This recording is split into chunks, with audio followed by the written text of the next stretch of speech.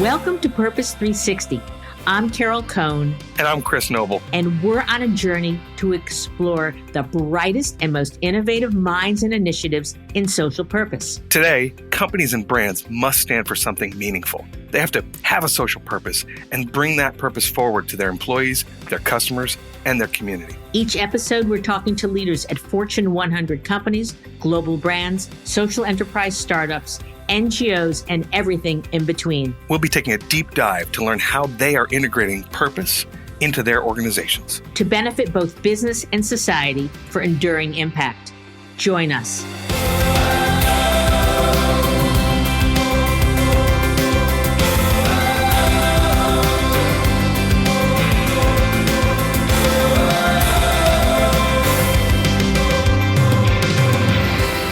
Welcome to Purpose 360. I'm Carol Cohn, and I'm so excited for today's guest.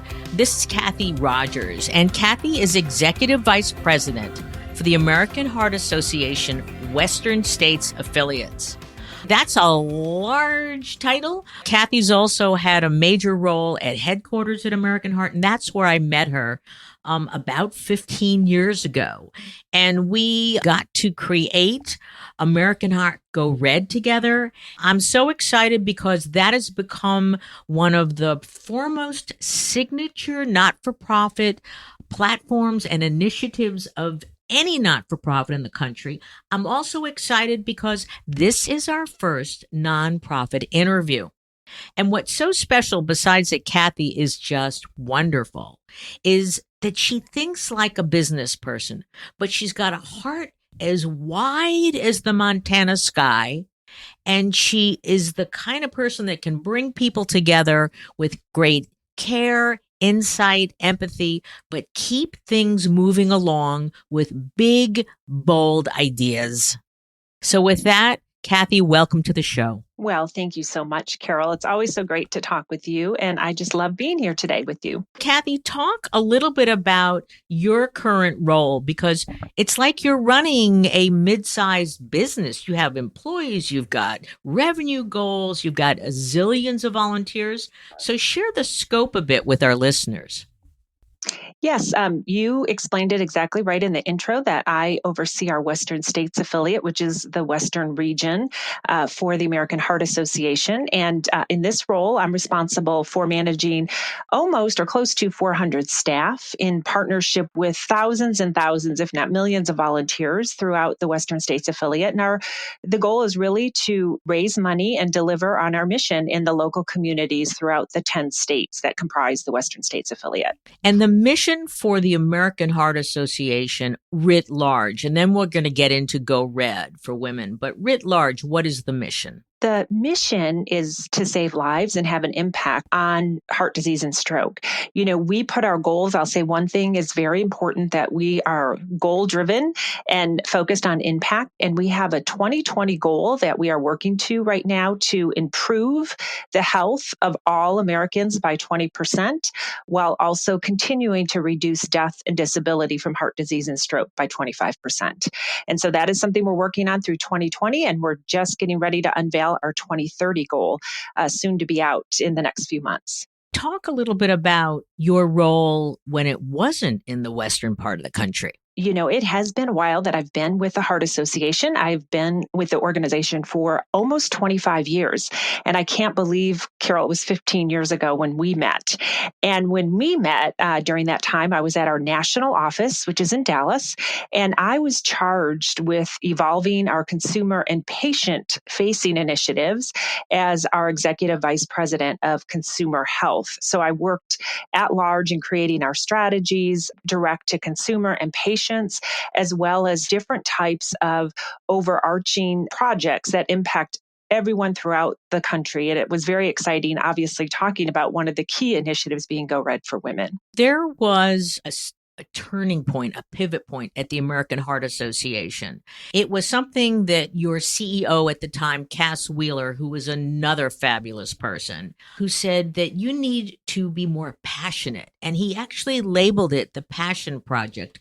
And that was the beginning of Go Red. Can you talk about what was happening at American Heart? How are you going from, as you said, the white coat of the scientists and men's hearts to the red dress. You're exactly right. So Cass Wheeler, who was our CEO at the time, did start an initiative called our Passion Project, which really ultimately was about making our mission and the whole initiative around heart disease and stroke much more consumer relevant and getting people really much more passionate about the work that we do and understanding how much heart disease and stroke impacts so many individuals and families across the country. And when you think about it at that time, we were very deep in science and research, and that is what we are about, funding research and doing and making sure that the best research is being looked at for heart disease and stroke is the pillar which AHA was founded. It's ingrained in our organization's DNA, but we really did need to connect better with the consumer and with patients to inspire that passion around this issue and to really start to elevate and look at many different strategies on how we could do that. I'd love to go back to the beginning because Go Red for Women actually is a Harvard Business School case.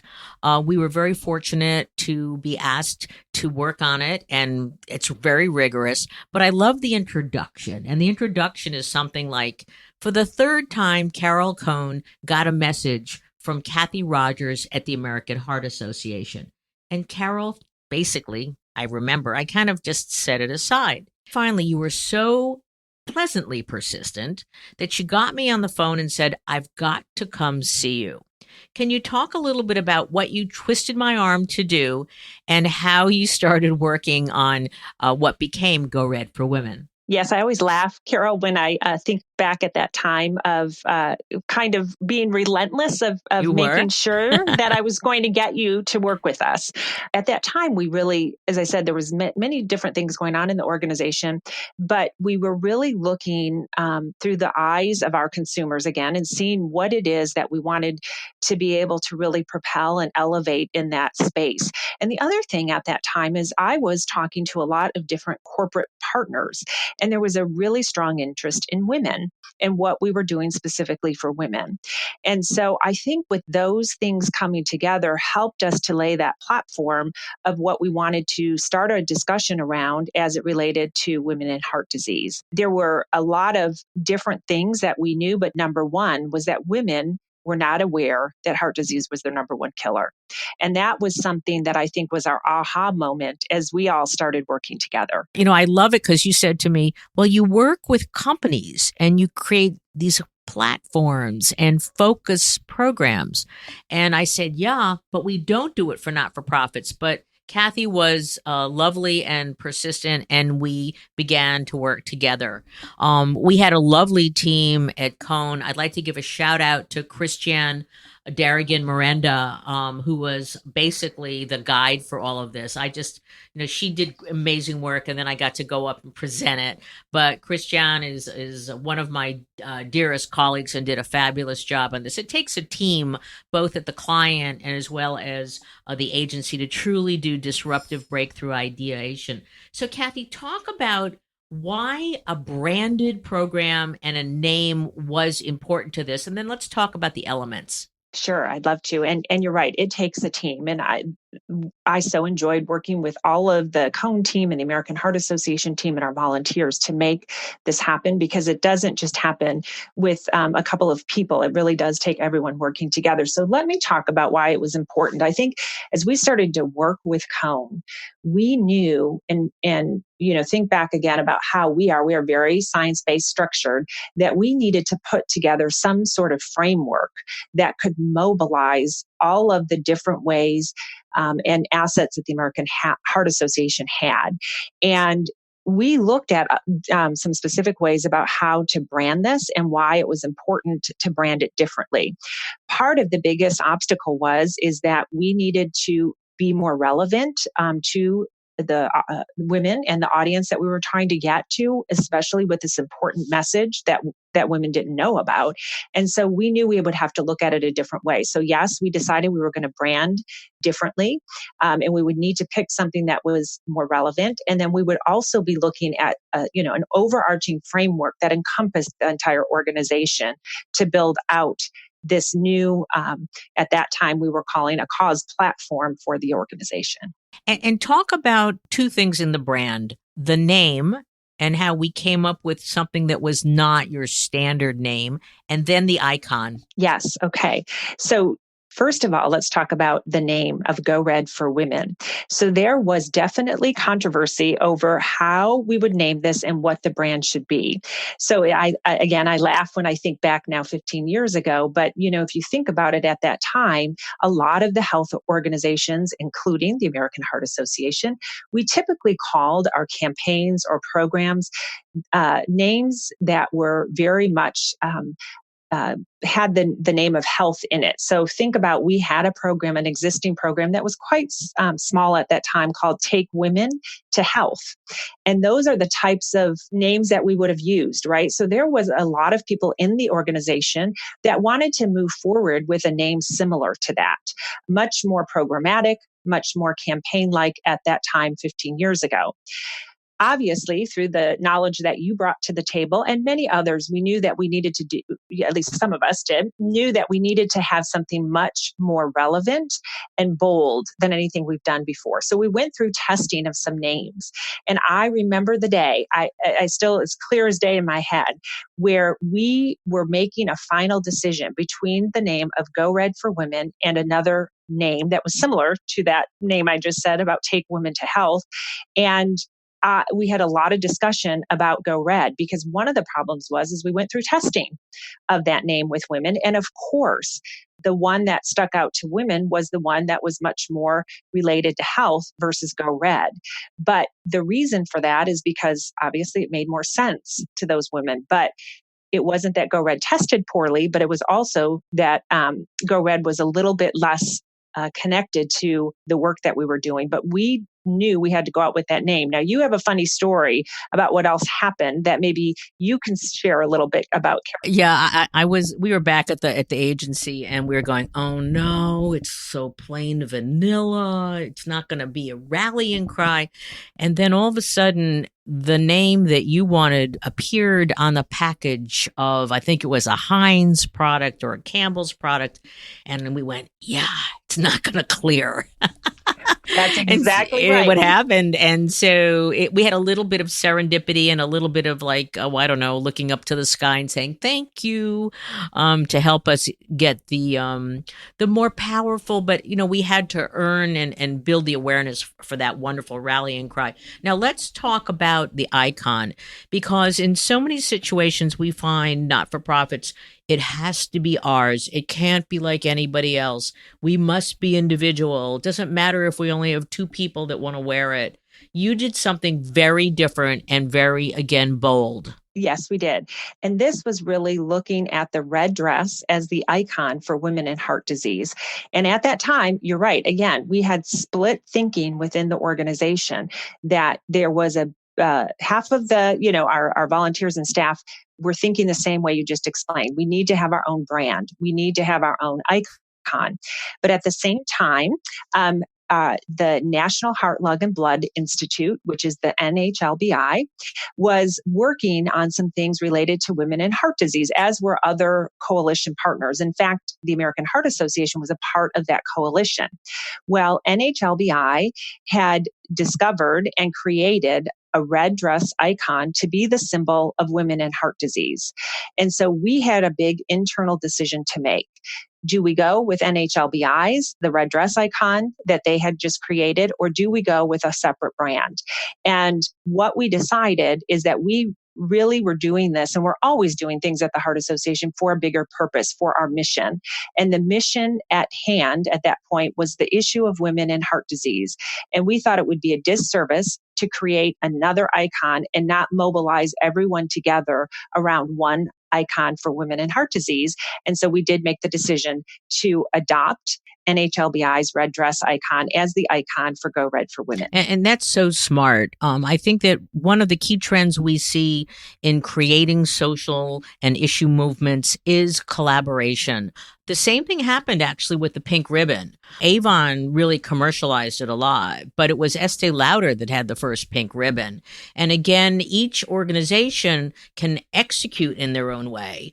But having this one symbol, one color, a rallying cry, that creates movements. That gets millions and millions of people to get involved, to advocate, to donate, and truly to make changes. And so kudos to you. And I know you're very humble, but I know that, you had a lot to do with making those tough decisions happen.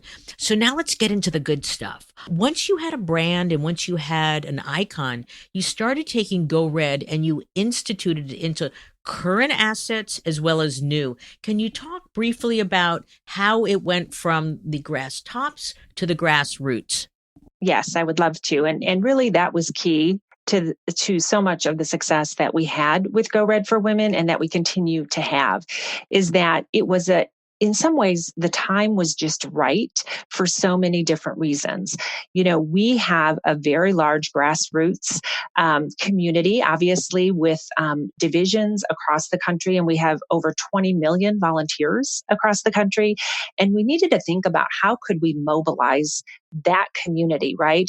And so we built and worked with our field and our staff and our volunteers about looking at what were some of the things we were already doing and how could we leverage that and really shift even some of the branding, which that was something new we hadn't done before, to all have the same branding. So one great example is that we had luncheons around women and heart disease in several of our markets at that time. And so we went out, we looked at those events and really talked with the volunteers and staff and really wanted to replicate the models that we were using around the luncheons across the country.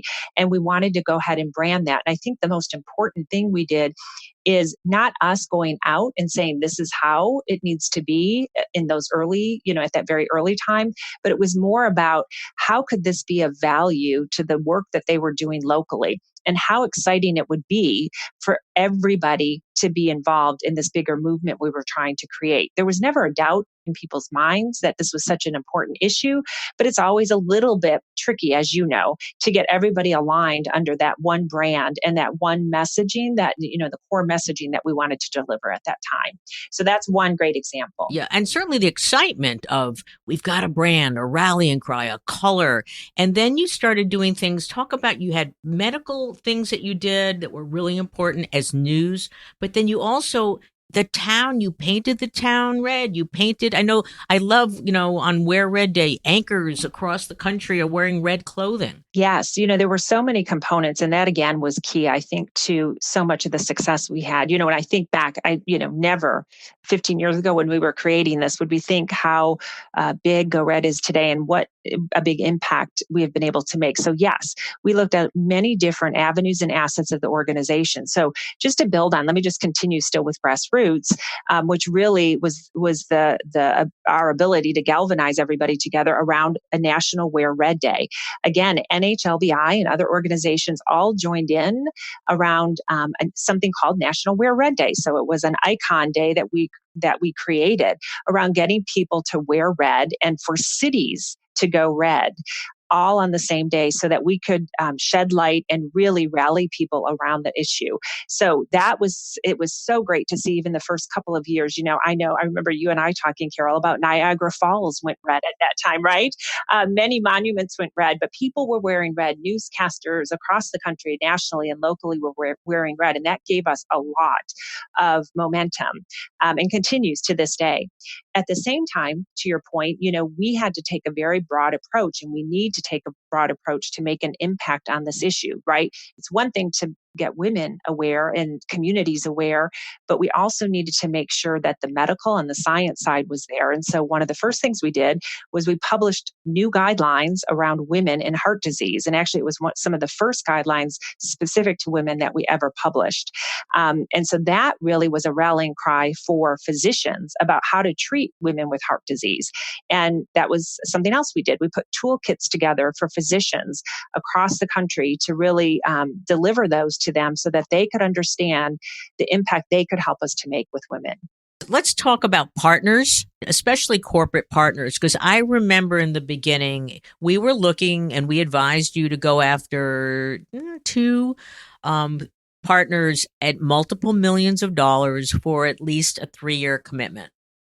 And I know we were all sweating bullets. We put together the lists and they were high alignment, mid alignment, and not so aligned. And I think you were surprised when we said we should go after Macy's. Can you tell a little bit about the Macy's story? Yes, I would love to. So, Macy's joined us right from the beginning. And to your point, Carol, we put a framework together on the different types of partners that we could potentially bring to the table around Go Red for Women in this important issue. And at first glance, Macy's, which we called at that time a non-mission related, right? Right. We had Yep. all these words. I remember the triangle we put together. Exactly. On the surface, it might not seem like it was the best partner from a health perspective, but they were, of course, a great partner related to the audience that we were trying to reach. And it was just perfect timing, I think, for our conversation with Macy's, in that they were trying to reach women as their customers, women as their employees. And so and they were looking for something new to gravitate to around that audience. And so Go Red for Women fit that for them. And so they came on from day one.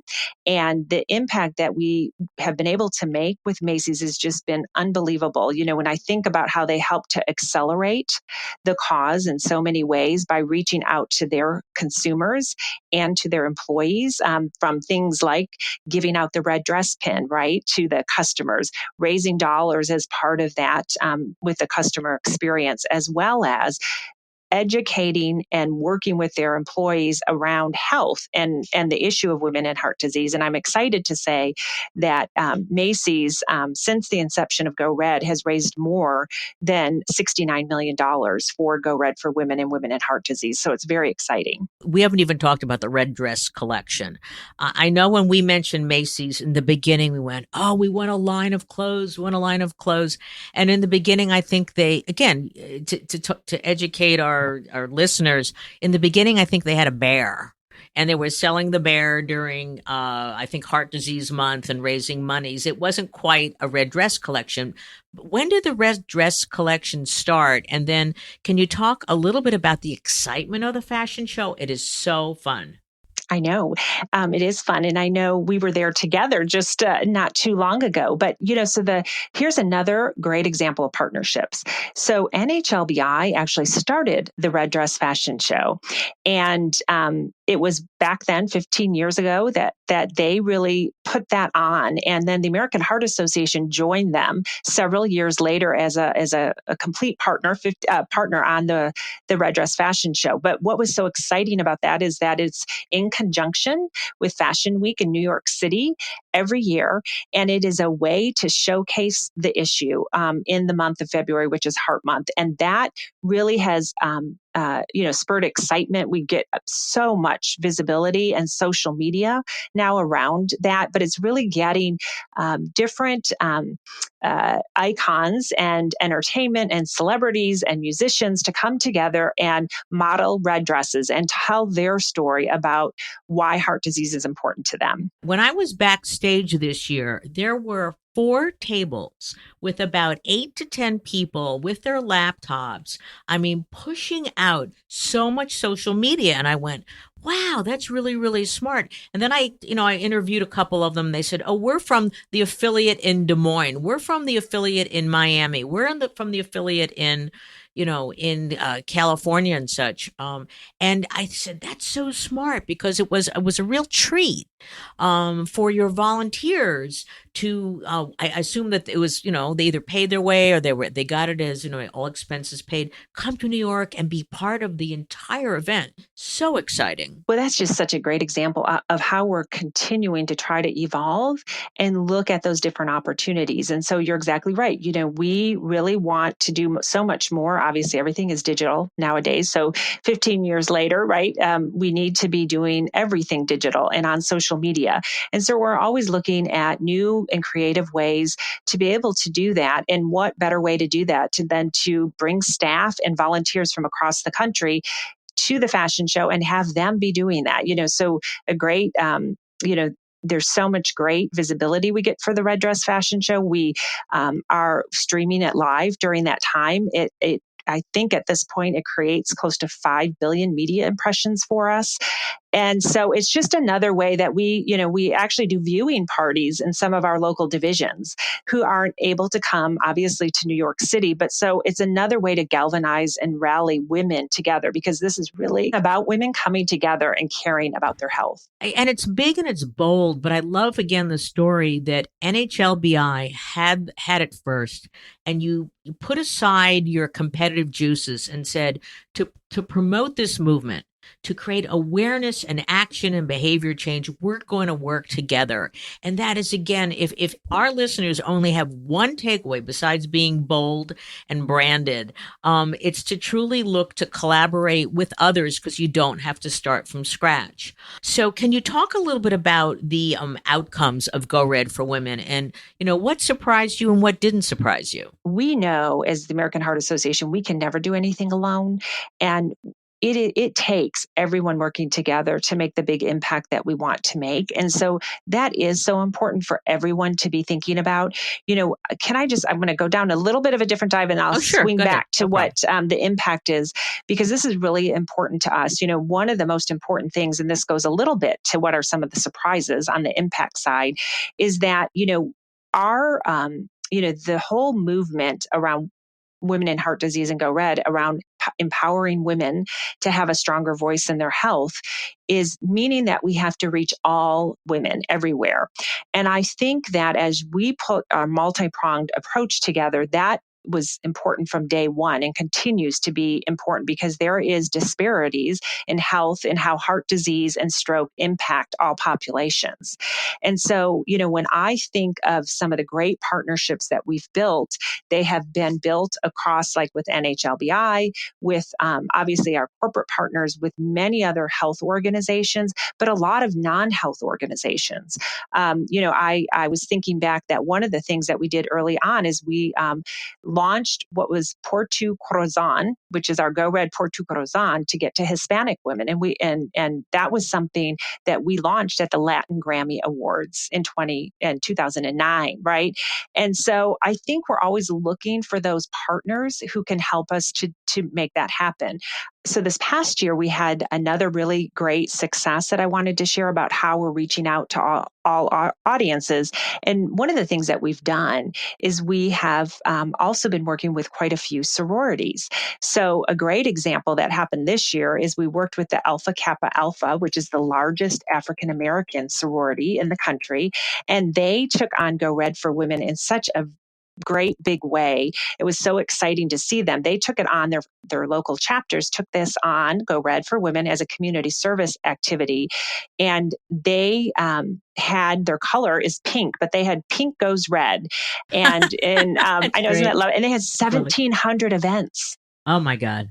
That's the kind of scale that we need to talk about. It is. Yeah, and so that's really great. And I could talk about those examples over and over like that, but there is that disparities that we need to continue to tackle, and that can carry over into impact. Yeah, and again, I see American Heart, you're so open to possibility. And, once you had the brand and once you had the icon, and I always say that's a very large umbrella or a large tent. So it gives you a framework, but we also always talked about flexibility and a framework. So Pink Goes Red, brilliant. It's a great, great example. I'd also just like to give you some kudos that Go Red for Women was recently named by popular vote as PR Week's top campaign of the top 20 years. And again, pink goes red. You're so open to new ideas. That's how you constantly stay relevant and top of mind. I'd also love you to talk about, you did this wonderful video called Just a Little Heart Attack with Elizabeth Banks as both, I think, the producer and the actress. Can you talk about it? And I would just hope that anybody who's listening, go to YouTube, look at Just a Little Heart Attack. It might save the life of somebody that you love. Just a Little Heart Attack is just a great example where we were able to put a video together, and I would encourage you to anyone to Google it. That was a short film that was directed by Elizabeth Banks, and it was made for us a couple of years ago, now about 4 years ago. And it's been a way for us to approach this in a different way. Again, it talks about what do we need to do different, right? We need to tell stories because at the end of the day, the way we are going to make impact and connect with women is by telling stories of other women. And the Just a Little Heart Attack was a little bit of a comical twist on having a heart attack as a woman. And that had helped to galvanize and I think really make Go Red for Women much more real to people in a funny way. It took somebody through every day what women go through in their lives. And again, had a little comical spin, but we're always looking for that way to make that happen. And the great thing about it is how viral it went, right? Oh, it has 4 million views. It does. It has 4 million views, and we continue to use it to this day. Yeah, it's an evergreen, and Elizabeth Banks, she's getting her family ready to go to school, and she starts showing these symptoms. Her jaw hurts, her shoulder hurts. She pulls her shirt out. She's kind of hot, and her husband said, "Are you okay?" And her son says, "Are you okay?" And the kids are kind of being kids, and all of a sudden more of these symptoms are coming up, and she's trying to cut the crust off the bread of her kids' sandwich, and it just looks like she's tearing it off. And then she turns around, and her son says, "Are you okay? Are you okay?" And then she turns around and slams into the refrigerator, falls on the floor, and her husband's gone off to work, and her son says, "Mom, you're having a heart attack." And of course, he's a digital native, so he hands her the phone, and she reads the signs on the phone from American Heart, Go Red, and so then so her kid goes off to school, and she dials 911. And she says, "I think I'm having just a little heart attack. When can you get here?" And they go, "In 3 minutes." And she looks around the kitchen. It's a mess. And she goes, "Can you come in 10?" And it's just so funny and so real, because one of the things I remember, you did research and you found that women put their family, their friends, everybody else ahead of their own heart health. And you wanted to, again, use this, viral video to really say, no, you need to be attentive to the symptoms that are unique to women. That's right. And, when I think about what Go Red for Women has evolved into is exactly what we need it to at this time, and in what time it is right now, that women are really stepping up and looking at how they need to take care of themselves, because you're exactly right. They need to take care of everybody, but they have to include themselves. And what is so exciting is that we've really now built this platform, or this, architecture, as we like to say, to help women to empower and influence the different audiences and connections they have. Because at the end of the day, again, it's the stories of the women, and women are stepping up and know that they need to take care of this. They need to know about it for their families, because of course this affects everybody, heart disease. But the most important thing, they can't take care of anybody if they're not taking care of themselves. We're unfortunately getting down to the end of our show, but I wanted to ask a few more questions, which is, who do you admire, either a not-for-profit or a for-profit, for their social purpose work? There's so many people that I admire. I'm an information junkie, right? And I curate so many things. And that one of the things about me is I love to learn and I love to grow. I would say it's unbelievable the work that so many organizations are doing to have an impact. And we need that in this day and age. But, when I think of some of them, there's so many of them. But for example, nonprofits, the Alzheimer's Association is doing some amazing work on such an important issue. I really am enjoying too all of the things that are happening about our environment around just being outdoors. And I think that really the reason that plays at my heart is because I think being outdoors helps people to be be physically active. And that's such an important part of being healthy. So, I think national park foundations or anyone doing anything like that, there's so many great companies working on that as well. So I think there's a lot. I look to every day. You're being very politic. Well, I am. Well, I'm not. You know why? I named a few. Share our strength. Some of the things around food is so important. As a matter of fact, we've been trying to work with some of the food banks, for example, because we want to make sure, what can we do to make that food a little bit more healthy? So there's so many synergies and things like that that can make that, come together. But people are doing great work. And I just love some of the corporate campaigns that are happening. Some of the ones that I just saw, been seeing recently on the cars with Subaru, for example, and some of the things that they're doing around the different efforts with the ties to several different nonprofits, I think is neat the way they've done that. Of course, the things that you've been working on, Carol, have been fun. It was great to see the AFLAC campaign continue to be so strong. So there's a lot of things that are really great going on. Yeah, I think that it's no longer if, but it's how.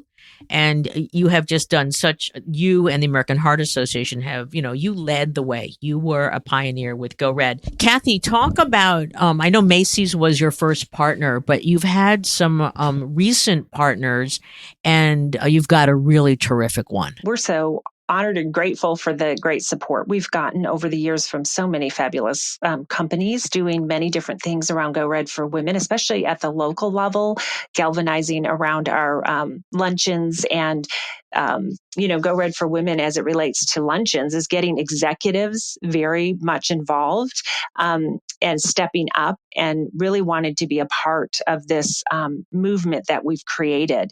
And when I think about that and I think about health and I think of executives, I want to talk a little bit about our a national sponsor, CVS. It's interesting when we think about the reason why and going back to why it's important to think about different companies and how to best work together. It goes to that shared goals.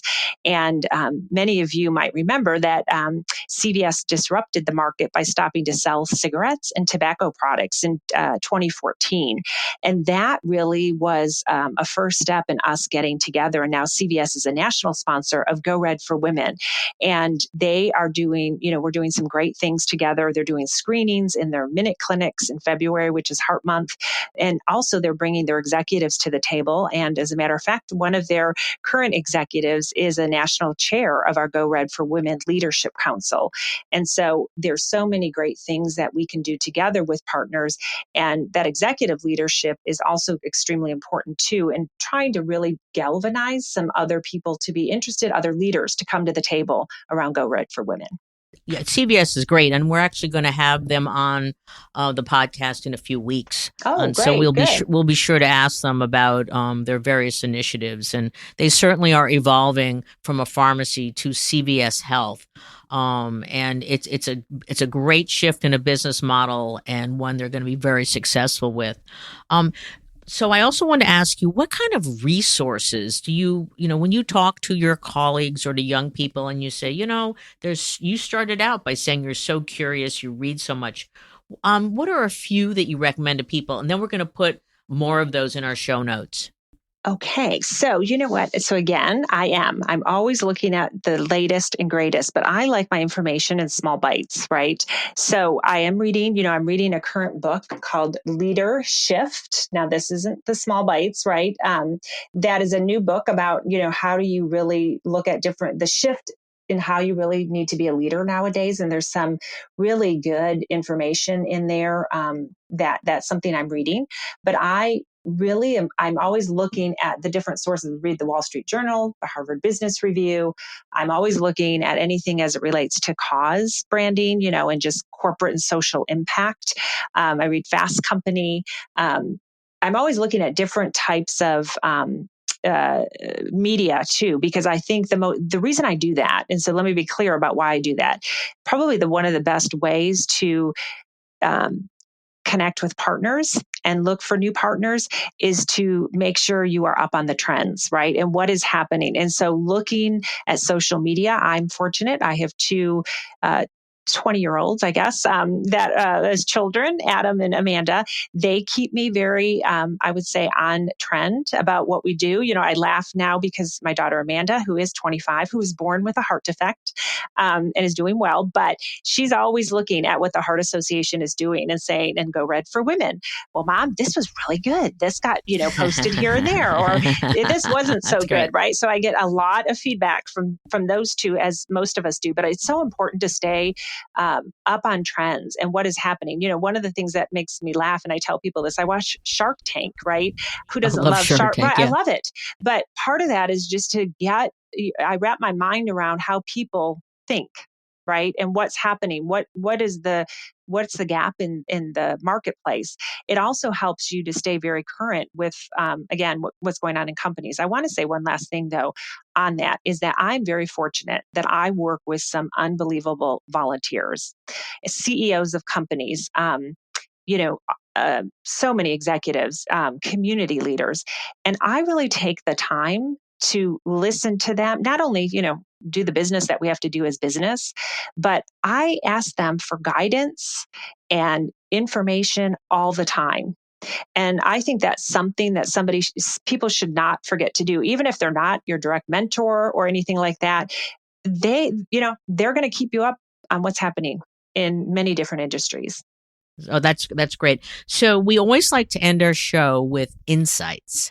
And so if you could share, and you can repeat some previous ones or new ones, what are 3-ish, 4 top insights for either NGOs that want to continue on their mission, greater fundraising, partner with, bigger companies, or for companies that might want to partner with NGOs? So I would say that the number one thing really goes to being authentic to your brand, but not being afraid to step outside of the norm, right? And I think the piece around that is, one of the reasons Go Red is so successful today too, is it is authentic to us, but we did step outside of our boundaries just a little bit, right? But at the core of it, it was about, it is who we are, right? And I think finding that authentic way to connect with either an NGO or a for-profit company is so important. And then really looking at the shared goals that you might have, whether it be, as I explained, around women, right? It could be around health. It could be around grassroots, right? Wanting to be at scale. There's always problems that you can solve together, but being clear about what that is that you're trying to solve together. That's great. And so in closing, just one last question, which is, what is your professional purpose? Well, I have had so many incredible experiences in my career. And at this point, and Carol, you know me, I am a positive person. And so I really feel like my purpose is to make sure there's positive energy out there every day. And for me to give that positive energy, but to also really help people to see the possibilities. And one of the things is bringing people together to make those possibilities happen is something that I enjoy doing. I have an innate ability to do that. And my purpose is to continue to see how we can make bigger impact by coming together and making big and bold things happen. And you certainly do. So I want to thank Kathy Rogers. She's been a friend for a really long time. I've watched her curiosity, her wonderful ability to bring people together, and her nice resilience and persistence to email me 3 times, pick up the phone, show up on my doorstep, and then having the great ability to collaborate with so many people, build consensus, but not give up the boldness of the ideas and the mission. So you are a superstar in the not-for-profit world. All of us are better because we know you and we've learned from you. So thank you so much today. This is Carol Cohn for Purpose 360, and have a great day.